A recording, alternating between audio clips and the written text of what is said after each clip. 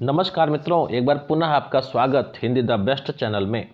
उत्तर प्रदेश लोक सेवा आयोग के अंतर्गत जीडीसी यानी राजकीय महाविद्यालय प्रवक्ता परीक्षा जो आगामी 15 मार्च 2022 को आयोजित होनी है, इसके लिए आपको मंगल कामना और मेरी ओर से भी कुछ सहयोग आप लोगों को दिया जा रहा है इस चैनल के माध्यम से।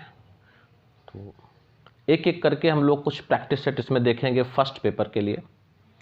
तो पहला प्रैक्टिस सेट आपका है 2017 में जो विज्ञापन आया था उसकी परीक्षा हुई थी 3 नवंबर 2019 को। तो उसमें कैसे क्या पूछा गया था एक बार उसको आप लोग देख लें और पुनः फिर प्रैक्टिस सेट के रूप में आपके पास कुछ प्रैक्टिस सेट उपलब्ध रहेंगे। तो आइए शुरू करते हैं। पहला प्रश्न आपके सामने, शाही परिवार की राजकुमारी उबोल रत्ना अपने देश के निर्वाचन आयोग द्वारा देश की प्रधानमंत्री पद के उम्मीदवार के लिए अयोग्य घोषित कर दी गई हैं। वह निम्नलिखित में से किस देश की हैं? तो चारों ऑप्शंस आपके सामने हैं। जो सही ऑप्शन है इसका सी, थाईलैंड से। ये मित्रों हिंदी और इंग्लिश दोनों में लिखा हुआ है, पर दोनों को पढ़ने में बहुत ज़्यादा समय लग जाएगा, इसलिए हिंदी में ही पढ़ा जा रहा है। जहाँ बहुत ज़रूरी होगा वहाँ इंग्लिश में भी बता दिया जाएगा। प्रश्न संख्या 2 आपके सामने, जनवरी 2019। अच्छा मित्रों, प्रश्न संख्या 2 से पहले यह भी जान लें कि कुछ प्रश्न करंट अफेयर के आते हैं। तो इसमें करंट अफेयर का जो प्रश्न है ये आपके बहुत काम का तो नहीं है, फिर भी जानकारी के लिए कि हाँ ऐसे प्रश्न आते हैं, इसलिए इनको हटाया नहीं गया है। हूबहू जैसे परीक्षा में पूछा गया था वैसे ही आपके सामने प्रस्तुत कर दिया जा रहा है। लेकिन जब प्रैक्टिस सेट आप देखेंगे, प्रैक्टिस सेट नंबर 2 से, तब आपको उसमें करंट के प्रश्न वही मिलेंगे जो परीक्षा में आने के लिए बिल्कुल बेताब हैं। जनवरी 2019 में भारत सरकार द्वारा पद्म विभूषण से सम्मानित इस्माइल उमर गुलेह निम्नलिखित में से किस देश के नागरिक हैं?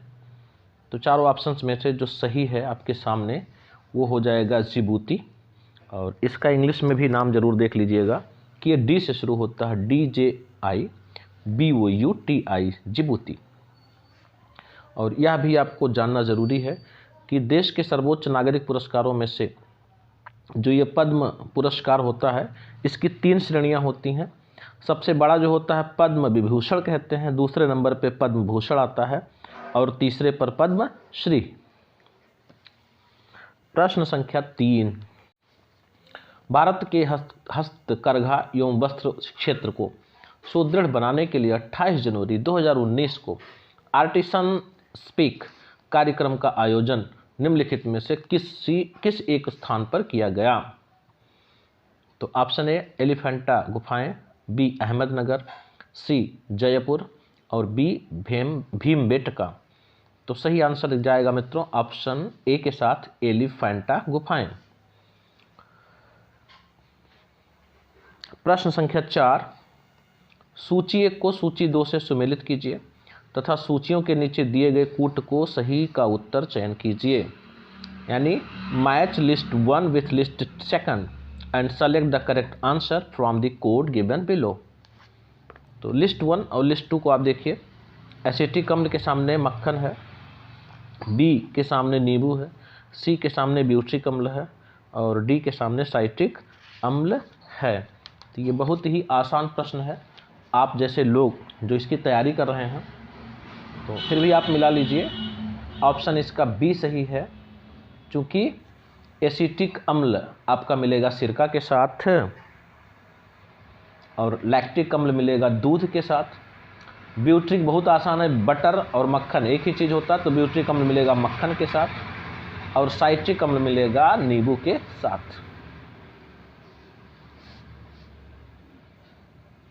और इसके साथ अगर जानना चाहते हैं तो एक चीज़ और भी जान लीजिए कि टार्टरिक अम्ल का स्रोत इमली और ऑक्सैलिक अम्ल का स्रोत टमाटर तथा मेथोनोइक अम्ल का स्रोत चींटी के डंक होते हैं।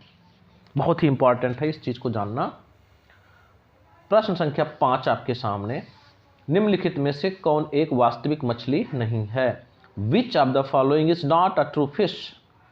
Option A rat fish, B cat fish, C dog fish और डी जेली फिश। तो सही आंसर है इसका ऑप्शन डी जेली फिश, क्योंकि रैट फिश, कैट फिश और डॉग फिश एक वास्तविक मछली के रूप में जाने जाते हैं, जबकि जेली मछली जो होती है ये सिलेंटरेटा समुदाय का प्राणी है।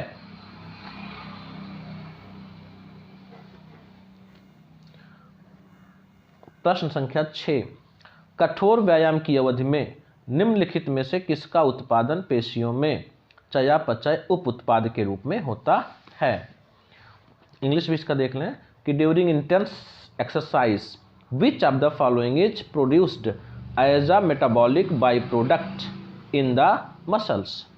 तो ऑप्शन ए कह रहा ग्लाइकोजन, बी प्रोटीन, सी वसा और डी लैक्टिक अम्ल। तो जो सही आंसर है मित्रों इसका हो जाएगा ऑप्शन डी लैक्टिक अम्ल।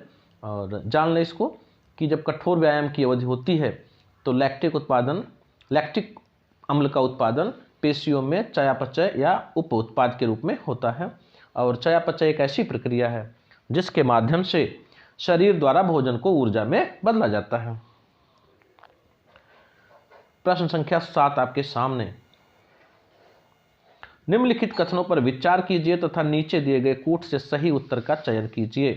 Consider the following statements and select the correct answer from the code given below. Option A कह रहा रंग वर्णांधता पुरुषों में स्त्रियों की अपेक्षा अधिक होती है, यानी colour blindness occurs more in man than in women. और बी कह रहा रतौंधी वृद्धजनों को होती है, युवाओं को नहीं। Night blindness occurs in old person not in your young ones. तो कूट में ऑप्शन कह रहा केवल ए, बी केवल बी, और सी में ए और बी दोनों सही, और डी में कह रहा ना तो ए सही ना तो बी सही। तो करेक्ट आंसर जाएगा मित्रों ऑप्शन ए के साथ, केवल ए, कि जो रंग वर्णांधता होती है यानी कलर ब्लाइंडनेस होती है वो पुरुषों की अपेक्षा स्त्रियों में अधिक होती है। प्रश्न संख्या 8, निम्नलिखित कथनों पर विचार कीजिए तथा नीचे दिए गए कूट से सही उत्तर का चयन कीजिए। Consider the following statements and select the correct answer from the code given below. कथन ये ध्वनि तरंगों में ध्रुवण नहीं होता। असर्शन क्या है मित्रों कि polarisation does not happen in sound waves. B कह रहा ध्वनि तरंगे अनुप्रस्थ तरंगे होती हैं। Sound waves are transverse waves. तो कूट में कह रहा है कि ए और आर दोनों सत्य हैं, आर ए की सही व्याख्या है। और बी में कह रहा है ए और आर दोनों सत्य हैं परंतु आर ए की सही व्याख्या नहीं है। ऑप्शन सी कह रहा है कि आर ए सत्य परंतु आर असत्य, और डी कह रहा है ए असत्य परंतु आर सत्य। तो इसका जो सही आंसर जाएगा ऑप्शन सी के साथ, ए सत्य परंतु आर असत्य। प्रश्न संख्या 9, पृथ्वी पर जीवन की उत्पत्ति हुई थी लगभग। The life was originated on the earth about. Option A कह रहा है कि 3 बिलियन वर्ष पहले, और बी कह रहा 3.5 बिलियन वर्ष पहले, सी कह रहा 4 बिलियन वर्ष पहले, और डी 4.5 बिलियन वर्ष पहले। तो जो सही आंसर है ऑप्शन बी के साथ 3.5 बिलियन वर्ष के पहले, जबकि पृथ्वी की जो उत्पत्ति हुई थी वह जो है आपकी 4.5 बिलियन वर्ष पहले हुई थी। प्रश्न संख्या 10, निम्नलिखित में से क्षेत्रफल की दृष्टि से हिंद महासागर में कौन सा सबसे बड़ा द्वीप है। Which of the following is the largest island from area point of view in the Indian ocean. Option A कह रहा जंजीबार, बी सेशेल्स, सी मेडागास्कर और डी मॉरिशस। तो सही आंसर है ऑप्शन सी मेडागास्कर, यानी क्षेत्रफल की दृष्टि से हिंद महासागर में सबसे बड़ा द्वीप मेडागास्कर द्वीप समूह है, और जो विश्व का लगभग चौथा बड़ा द्वीप समूह है। इसका क्षेत्रफल 5,87,041 वर्ग किलोमीटर है। और अगर आपसे मित्रों इसके बजाय प्रश्न आ जाए कि सबसे बड़ा द्वीप कौन सा है, तो आप बताएंगे आर्कटिक सागर में स्थित ग्रीनलैंड सबसे बड़ा द्वीप है। प्रश्न संख्या 11 आपके सामने, निम्नलिखित नदियों में से कौन सी नदी अपने बहाव में भूमध्य रेखा को 2 बार पार करती है? ऑप्शन ए कह रहा नाइल, बी कांगो, सी नाइजर और डी अमेजन। तो सही आंसर जाएगा ऑप्शन बी के साथ। और मित्रों, अगर वीडियो पसंद आ रहा है तो लाइक शेयर सब्सक्राइब जरूर कर दीजिएगा। और आपसे एक प्रश्न है, कमेंट के माध्यम से आपको बताना है कि कौन सी ऐसी नदी है जो कर्क रेखा को 2 बार काटती है और अपने भारत देश में ही पाई जाती है। आइए प्रश्न संख्या 12 की तरफ। निम्नलिखित में से भारतीय सुदूर संवेदन संस्थान IIRS निम्नलिखित में से किस शहर में स्थित है? In which of the following cities the Indian institute of remote sensing is located? तो सही ऑप्शन इसका है मित्रों ऑप्शन ए देहरादून। और यह भी जान लें कि IIRS को पहले जो है भारतीय फोटो निर्वचन संस्थान IPI के नाम से जाना जाता था। इसकी स्थापना 1996 में भारतीय सर्वेक्षण के तत्वाधान में हुई थी।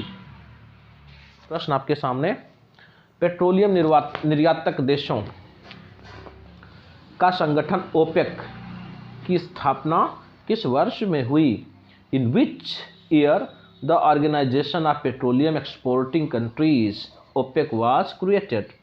ऑप्शन ए कह रहा 1955, B 1960, C 1695 and D 1970।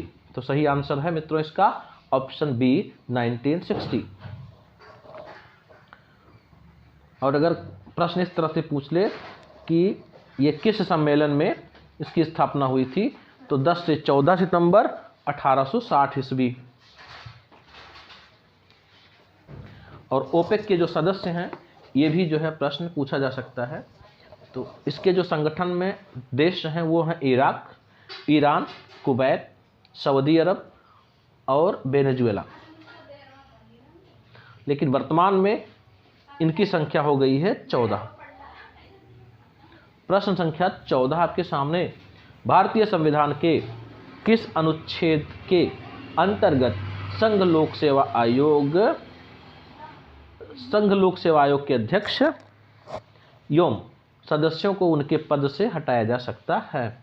Under which article of the Indian constitution chairman and members of UPSC can be removed from their office? Option A कह रहा article 320, B article 315, C article 322 and D article 317। तो correct answer is of this question option D अनुच्छेद 317 यानी article 317।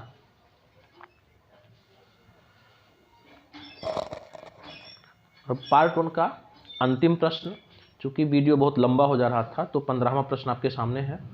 Bharat के राष्ट्रपति निम्नलिखित में से किसको अपना त्यागपत्र देते हैं? बहुत ही इंपॉर्टेंट और बहुत ही सरल प्रश्न जो अक्सर प्रतियोगी परीक्षाओं में पूछा जाता रहा है। The president of India submits his resignation letter to whom among the following? Option A Bharat के मुख्य न्यायाधीश, बी लोकसभा अध्यक्ष को, सी भारत के प्रधानमंत्री को, डी भारत के उपराष्ट्रपति तथा लोकसभा के अध्यक्ष को इसकी सूचना देंगे।